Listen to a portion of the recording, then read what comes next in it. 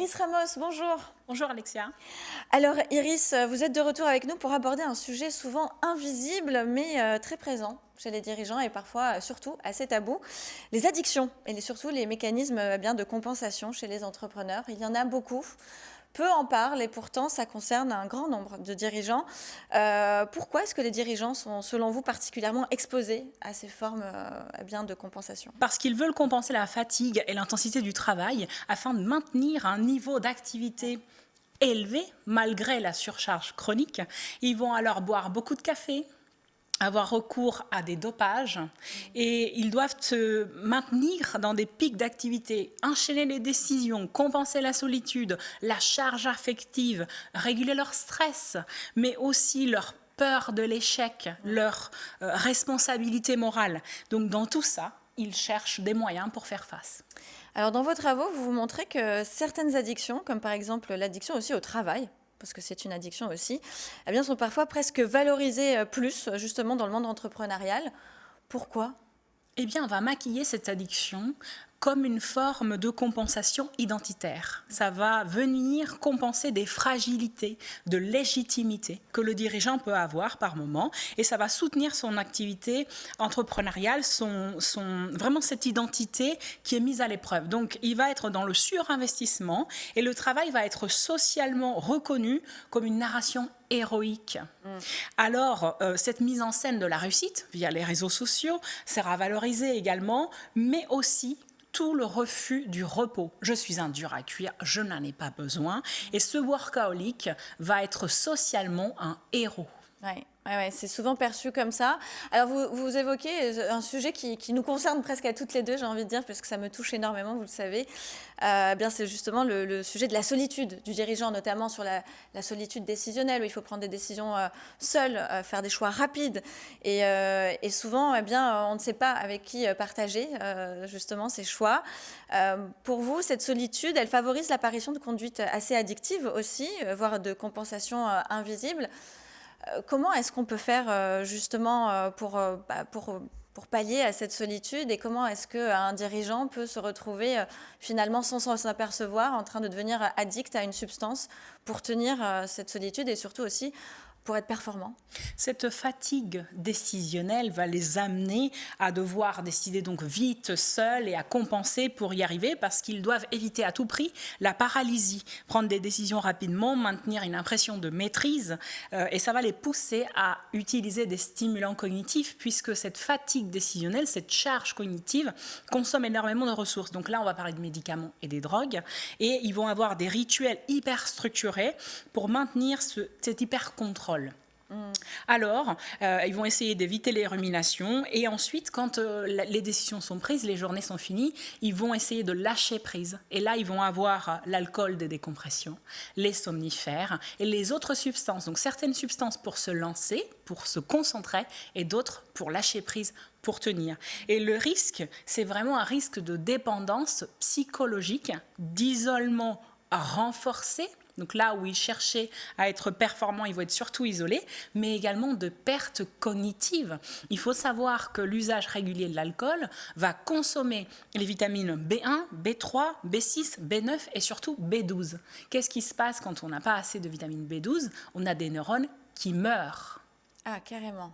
Et donc la perte cognitive est très importante, les problèmes de mémoire, et on peut aller même jusqu'à des neurones qui se perdent, enfin une destruction définitive des neurones, et donc des capacités intellectuelles du dirigeant qui vont être diminuées.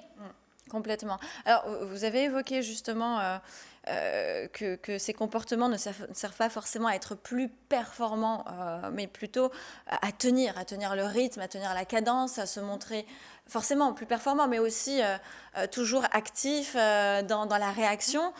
Est-ce qu'on peut dire que certaines addictions commencent comme par exemple des stratégies d'adaptation aussi au stress entrepreneurial et au fait de devoir être toujours dans l'action et pas montrer un signe de faiblesse ou de repos parce que ce serait déjà un premier signe d'échec selon eux? Ils cherchent des moyens pour tenir, pour décider et pour durer. Donc naturellement, ils vont normaliser le sacrifice, la souffrance, compenser l'incertitude par le sens par exemple, et par moment, ça ne suffit pas. Donc, il faut passer à la vitesse supérieure pour des compensations énergétiques. Et ils vont s'enliser progressivement dans un épuisement parce qu'on n'a pas besoin de plus de café. On a besoin de récupération mentale pour maintenir la clarté, pas d'un rail de cocaïne. Non. On n'a pas besoin d'alcool pour calmer les ruminations, on a besoin d'hormones et de neurotransmetteurs en bonne quantité. Donc, ce n'est pas seulement venir compenser, mais on a besoin d'avoir une stratégie globale pour que ça puisse fonctionner. Oui. On le sait, les drogues, c'est un vrai fléau à l'échelle nationale, mondiale, j'ai envie de dire. Et c'est souvent assez... alors, au-delà du fait d'être tabou, mais c'est aussi une forme de déni que le dirigeant peut avoir, l'entrepreneur peut avoir. Souvent, il se dit, mais non, j'ai pas de problème d'addiction, je contrôle ça, tout va bien. Mais en fait, il faut sortir du déni. Comment, avec STEP, vous aidez justement ces dirigeants à prendre conscience de cette addiction et surtout les aider à en sortir? La première étape, c'est de faire un état des lieux. L'élévation du taux de cortisol dû à leur état de stress va parfois altérer l'activité de certains neurotransmetteurs, notamment le GABA, qui permet d'être calme et d'avoir un cerveau qui se pose.